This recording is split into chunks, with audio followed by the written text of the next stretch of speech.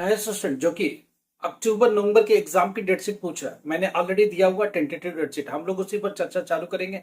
TMA के बारे में बात करेंगे, एग्जामिनेशन की बात करेंगे, एग्जामिनेशन पैटर्न, अक्टूबर नवंबर एग्जाम का क्या रहने वाला और उसका रिजल्ट कब तक पॉसिबल है। जो स्टूडेंट अभी एनआईएस एग्जाम दे चुका अप्रैल 2024 में, वो एक सवाल पूछ रहा है। एक बच्चा जाता मार्कशीट लेने एक स्कूल के अंदर, उसकी हार्ड कॉपी, तो वहां टीचर बोलता है 200 रुपया दो। क्या वो देना जायज है? क्या वो देना ही चाहिए? क्या ये उसको दे के ही अपना लेना चाहिए या पैसा नहीं देना चाहिए? ये बात है। क्या मार्कशीट के लिए हमको पेमेंट करना पड़ेगा? क्या हार्ड कॉपी के लिए पेमेंट करना पड़ेगा? क्या माइग्रेशन के लिए पेमेंट करना पड़ेगा? ये सारी क्वेश्चन स्टूडेंट पूछ रहे लगातार। क्या उनको कहीं जाके पेमेंट करने की जरूरत है? क्या किसी डॉक्यूमेंट के लिए पेमेंट करने की जरूरत है? क्या ये सारी बातें क्वेश्चन पूछ रहा है स्टूडेंट। एक स्टूडेंट और भी पूछ रहा है कि मैंने 4 सब्जेक्ट पहले क्लियर किया, 5वें सब्जेक्ट में रह गया, वो मेरे को बैन कर दिया गया या कहीं कॉपी चेकिंग वाले में, कॉपी नकल वाले में आ गई, यूएफएम केस बन गया। उसके बाद वो ऑन डिमांड का पेपर देता है, तो मेरा रिजल्ट कौन सा होगा और कौन सा रिजल्ट नहीं होगा, इस पर भी बात करेंगे। स्टूडेंट ये पूछ रहा है कि अभी जो एग्जाम्स होने वाले हैं, जिनमें बच्चा दूसरे बोर्ड से फेल होके आया है, उसका क्या रहेगा क्राइटेरिया, और वो एग्जाम जब देगा तो उसमें कैसे तैयारी करे और क्या पढ़ना चाहिए। स्टडी मटेरियल पर भी बात कर रहा, वो भी हम बात करेंगे। कौन सी बुक्स पढ़ के पास हुआ जा सकता है एनआईएस में, कौन सी बुक पढ़ के अच्छे परसेंटेज लाए जा सकते हैं, क्या तरीका होगा एनआईएस का, एनआईएस का सिलेबस होता क्या, हार्ड है, इजी है, किसके कंपेरिजन में, सीबीएसई के कंपेरिजन में, स्टेट बोर्ड के कंपेरिजन में क्या है, क्या एनआईएस पास होना आसान है, ऑन डिमांड के पेपर के हिसाब से क्या रहेगा, और जो पब्लिक एग्जाम होते हैं उनमें क्या रहेगा। ये सारी बातें आज बहुत ढेर सारी डिस्कशन के मैटर है और ये स्टूडेंट के क्वेश्चन है। हम लोग इन सब बातों पर रोशनी डालेंगे और समझने की कोशिश करेंगे कि स्टूडेंट के क्वेश्चन को क्या वाजिब जवाब दिया जा सकता है और कौन सा ऐसा जवाब है जिससे स्टूडेंट का काम चल जाए और जिससे वो अपने रास्ते पर थोड़ी हमवार हो जाए और इजी हो जाए उसका रास्ता। इस पर हम लोग डिटेल बात करेंगे आज में।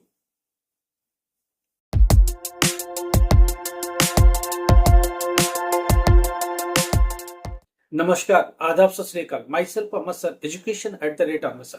आपको पता है हम लोग किस बारे में बात करते हैं। आपको कोई भी प्रॉब्लम है एनआईओ से रिलेटेड, स्टेट बोर्ड से रिलेटेड, ओपन बोर्ड से रिलेटेड, यूनिवर्सिटी से रिलेटेड, एडमिशन की प्रॉब्लम्स हो रही है, एजुकेशन आगे नहीं बढ़ा पा रहा हूँ, बहुत दिक्कतें होती है लाइफ में, कहीं पहुंच गए, एक सर्टेन एज हो गया, एजुकेशन को वापस से स्टोर नहीं कर पा रहे हो, स्टोर नहीं कर पा रहे हो, छोड़ दिया बीच में एजुकेशन, इंजीनियरिंग छोड़ दी, डिप्लोमा छोड़ दी, वापस कैसे लेंगे, 10th क्लास काफी उम्र हो गई, अब कैसे पढ़ाई करेंगे, 12th क्लास काफी एज हो गई, कैसे करेगा, डिप्लोमा होता तो काश मेरा प्रमोशन हो जाता। ऐसी समस्याओं के लिए एक मैसेज करो व्हाट्सएप पर, मुझे कॉल के लिए रिक्वेस्ट भेजो, हम आपको कॉल करेंगे, आपकी प्रॉब्लम को सुनेंगे और समझाने की कोशिश करेंगे। लाइफ में जो काम रुक गए एजुकेशन की वजह से, शायद हम लोग आपकी मदद कर सके और अच्छे से मदद कर सके। इसके लिए हम लोग 100% आपको सपोर्ट करेंगे, 100% आपकी हेल्प करेंगे। बहुत सारे लोगों को हम लोगों ने इस प्रॉब्लम से बाहर निकाला है और आपको भी निकालने की कोशिश करेंगे। देखिए, पहली बात स्टूडेंट के क्वेश्चन पर आते हैं, क्या है क्या कहानी। हार्ड कॉपी मार्कशीट की बटनी चालू हो गई, नो डाउट बटनी चालू हो गई, मगर हर जगह नहीं बटी है, हर जगह नहीं पहुंची है। थोड़ा वेट करो, ये जो कमिंग वीक है, देखो सैटरडे संडे बंद है, ऑफिस से कोई काम नहीं होता। मंडे से क्या होगा, डिस्ट्रीब्यूशन फिर से स्टार्ट होगा। मंडे ट्यूसडे वेडनेसडे में मैं मान के चल रहा हूँ कि हर जगह पहुंचने चालू हो जाएंगे, या कमिंग वीक में हर जगह पहुंच जाएंगे। या तो बटने पूरी तरह चालू हो जाएंगे या तो हर जगह पहुंच जाएंगे।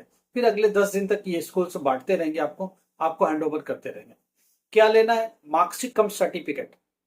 ये कहाँ मिलेगा? दूसरा एक डॉक्यूमेंट हो गया मार्कशीट कम सर्टिफिकेट, दूसरा हो गया माइग्रेशन। माइग्रेशन को ही टीसी आज के जमाने में बोलते हैं। ये एक बोर्ड से दूसरे बोर्ड में माइग्रेट करने के लिए जरूरी है, एक बोर्ड से यूनिवर्सिटी में जाके एडमिशन लेने के लिए जरूरी है। अभी आप एनआईएस बोर्ड में 10th में पास हुए, 11th में आप सीबीएसई में जाना चाहते हो, तो आप माइग्रेट करो एक बोर्ड से दूसरे बोर्ड। तो एक बोर्ड एनओसी टाइप का लेटर देता है, दैट्स कॉल्ड माइग्रेशन। हाँ, हमें कोई आपत्ति नहीं है, ये 10th पास है, अभी आगे जा सकते हैं। तो ये जो परमिशन है, ये दैट्स कॉल्ड माइग्रेशन सर्टिफिकेट। ये दो डॉक्यूमेंट कलेक्ट करेंगे कहां से, स्टडी सेंटर से, और कहीं से भी नहीं मिलेगा, कहीं से भी नहीं मिलेगा। ध्यान रखिएगा, स्टडी सेंटर से ही मिलेगा। अब कल एक स्टूडेंट पूछ रहा कि मैं स्टडी सेंटर को कॉल किया, उन्होंने कहा आपके डॉक्यूमेंट आगे आके ले लो, मगर 200 रुपया दो। क्या ये पैसा देना चाहिए? देखो, पैसा तो नहीं देना चाहिए, सरकार ये पैसा डॉक्यूमेंट के लिए नहीं मांगती है, मगर ये कहानी क्या। अब एक बच्चा ये बोलता कि मैं रीजनल सेंटर से फिर ले लूं। अरे भाई, रीजनल सेंटर तक ऑटो करके भी अगर गए ना तो 100-200 रुपये लग जाएंगे। तो चुप देखो, पैसा देना हमारे हिसाब से जायज नहीं है और पैसा लेना भी नहीं चाहिए उसको, पैसे का इन्वॉल्वमेंट होना नहीं चाहिए। मगर अब एक बात बताओ, आपके रिलेशन उस स्कूल के साथ है, अगर 100-200 मांगा है तो अब अपना देखो फायदा क्या है, अपने प्रॉफिट में जाओ। हर चीज का अपोज करना, लड़ाई करके कुछ मिलेगा नहीं, मेरा समझाना है। आप तो पहली बात, मैं इसके फेवर में नहीं हूँ, आराम से उसको दे देना चाहिए मार्कशीट, पैसे मांगने ही नहीं चाहिए। अब वो बोलता है लड़का मैं रीजनल सेंटर, पहली बार रीजनल सेंटर आपको देगा नहीं, किसी को भी देगा नहीं। मार्कशीट जब भेज चुका है तो आपके लिए अलग से मार्कशीट कौन सी आएगी? आपको दूसरी मार्कशीट आएगी नहीं, वही मार्कशीट मिलेगी। तो वो मार्कशीट कहां से मिलेगी? स्टडी सेंटर से मिलेगी। एक बार अगर भेज दिया तो वहीं से मिलेगी। रीजनल सेंटर सीधा बोलेगा आप वहीं जाके लो। आप वापस जा रहे हो, 2 चक्कर काटोगे ऑटो से, 400-500 रुपए ऐसे चले जाएंगे। 100-200 रुपए की बात है, दे दा के उसके मुंह पर खत्म करो, आप अपना ले लो। मेरी सलाह है, प्रैक्टिकल सलाह है। उसूल वाली तो 1 रुपया भी नहीं देनी चाहिए, कानून के हिसाब से तो 1 रुपया भी नहीं। मगर वही बात है कि प्रैक्टिकल जब हम कानूनी लड़ाई लड़ने भी जाते हैं, कई हजार का नुकसान कर लेते हैं। क्यों करना हमने? अपना काम निकालो, खत्म करो। उससे ज्यादा पेट्रोल फूकना, उससे ज्यादा मचमच करना ठीक नहीं है। टेंशन प्रेशर लेके जीने की जरूरत नहीं है। 100-200 रुपये की बात है, बहुत ज्यादा डिमांड करता तो बिल्कुल मना कर देते। 100-200 रुपया ठीक है, चाय पानी के लिए दे दिया, अपना काम निकाल लिया, ठीक है। आप बिजनेस सेंटर कहीं भी जाते हो, चिट्ठी लिखते हो, पत्र लिखते हो, ये लिखते रहो 6 महीना। अगर स्टडी सेंटर ने ये बोल दिया मेरे पास पहुंचा नहीं, तो क्या करोगे? बोर्ड का चक्कर, इनका चक्कर, उनका चक्कर, चक्कर लगाते तुमको 6 महीना बीत जाएंगे। एक दूसरे को समझने में भी 6 महीना बीत जाएंगे। फिर क्या करोगे? अपना काम निकालो, 100-200 रुपये के मैटर के पीछे नहीं पड़ो, खत्म करो कहानी को। ये मेरी सलाह है, प्रैक्टिकल सलाह है। उसूल की बात सब करते हैं, जब प्रैक्टिकली ग्राउंड पर आते हैं तब समझ में आता है कितने धक्के खाने पड़ेंगे, कितनी गर्मी सहन करनी पड़ेगी, कितने पैसे बर्बाद करने पड़ेंगे। 100-200-500 रुपए तक के मैटर निपटा लो, अपना काम खत्म करो, आगे की पढ़ाई पर फोकस करो। ओके। एक स्टूडेंट ये पूछता कि मैं कई कॉलेजेस में एडमिशन लेने गया था, मेरा परसेंटेज कम है, मैं क्या करूं? हमको डिजायर्ड स्ट्रीम नहीं मिल रहा है, मेरे को बीकॉम करना है, हमको मिला नहीं, क्योंकि मेरे परसेंटेज 40% के आसपास बन रहे, कॉलेज में मिल नहीं रहा है। और एक और स्टूडेंट का क्वेश्चन है, लगे हाथ उसका भी क्वेश्चन लेते हैं। मैं बिजी रहता हूँ, हमारी फाइनेंशियल कंडीशन ठीक नहीं है, मुझे काम भी करना पड़ता है, मैं पढ़ाई कैसे करूँ, ग्रेजुएशन कैसे करूँ? ऐसे बच्चों के लिए हम लोग बैठे हैं, आपके लिए एडमिशन डायरेक्ट देंगे। ऑनलाइन एग्जाम है, बीए का, बीबीए का, बीकॉम का, डायरेक्ट एडमिशन देंगे, परसेंटेज से कोई लेना देना नहीं। आप 33% हो, पास लिखा मार्कशीट पर, तो भी एडमिशन मिलेगा। बीए का मिलेगा, बीकॉम का मिलेगा, बीबीए का मिलेगा, सोचने की जरूरत नहीं है। ऑनलाइन एग्जाम होगा, सब कुछ ऑनलाइन है, आई कार्ड, एडमिट कार्ड, सब कुछ ऑनलाइन है। 100% सपोर्ट मिलेगा, असाइनमेंट का भी सपोर्ट मिलेगा, टोटल हेल्प मिलेगा आपको। आप 100% पास होगे, फर्स्ट डिवीजन ग्रेजुएशन में चले जाओगे, नो डाउट। तो इस तरह की चीजों के लिए हमें मैसेज करो, हम आपकी मदद करेंगे और 100% आप अच्छे मार्क्स लेके आओगे और क्लियर कर लोगे। एक बच्चे का और क्वेश्चन ले लेते हैं। डिप्लोमा सेकंड ईयर में पॉलिटेक्निक में छोड़ दिया था, अब वो कहीं जॉब करने बाहर चला गया 3-4 साल के बाद। अब वो वापस आकर के अब वहां जाके देखा कि वो मजदूर से ज्यादा कुछ नहीं, क्योंकि अगर डिप्लोमा क्लियर नहीं किया तो 10वीं पास माना जाएगा। ऐसे आदमी को कौन सा वहां मिलेगा? टेक्निकल हैंड पूरा किया नहीं, डिप्लोमा आगे बढ़ नहीं पाया, तो एक लेबर की हैसियत से बाहर गया। अब उसको रियलाइज हो रहा है कि हम लेबर से आगे जा नहीं पा रहे, हमारी सैलरी एक लेवल पर है नहीं, मैं क्या करूं? अब ऐसे बच्चा वापस आ रहा है, वो क्या बोला, सर मेरे अपनी स्टडी को कैसे रिस्टोर करूं? हम ऐसे बच्चों को रिस्टोर कर रहे हैं।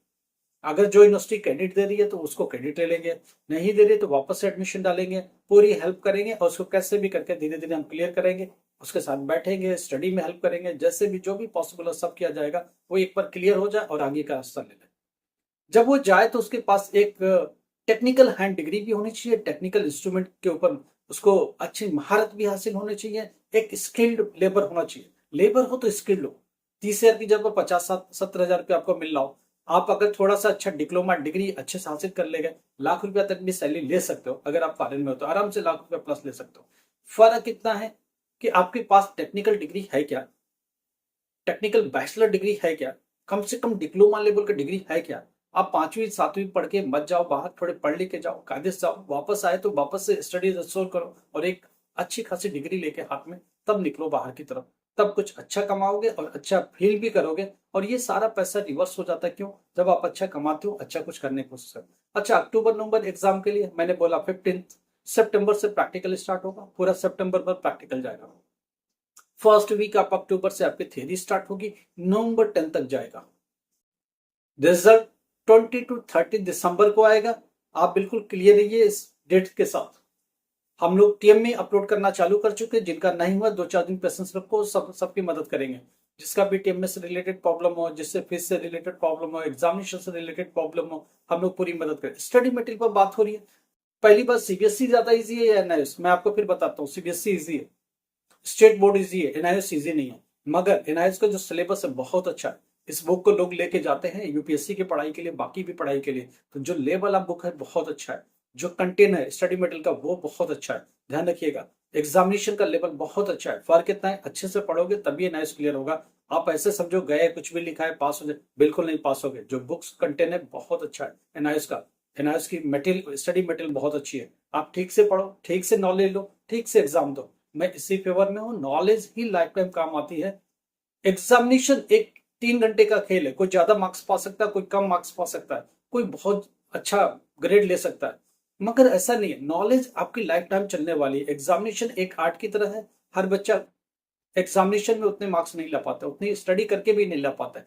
बट हो सकता है वो उसके बाद नॉलेज बहुत ज्यादा हो जाए, थोड़े परसेंटेज कम है तो क्या हुआ, नॉलेज अच्छा है जो आपको लाइफ लॉन्ग रहेगी आपके साथ, और बहुत अच्छा वर्क करेगा आपकी लाइफ में, लाइफ की प्रैक्टिकल लाइफ में बल्कि बहुत अच्छा वर्क करने वाला है।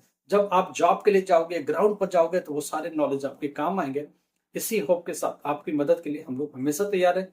लाइक करो, सब्सक्राइब करो, शेयर करो। Thank you so much.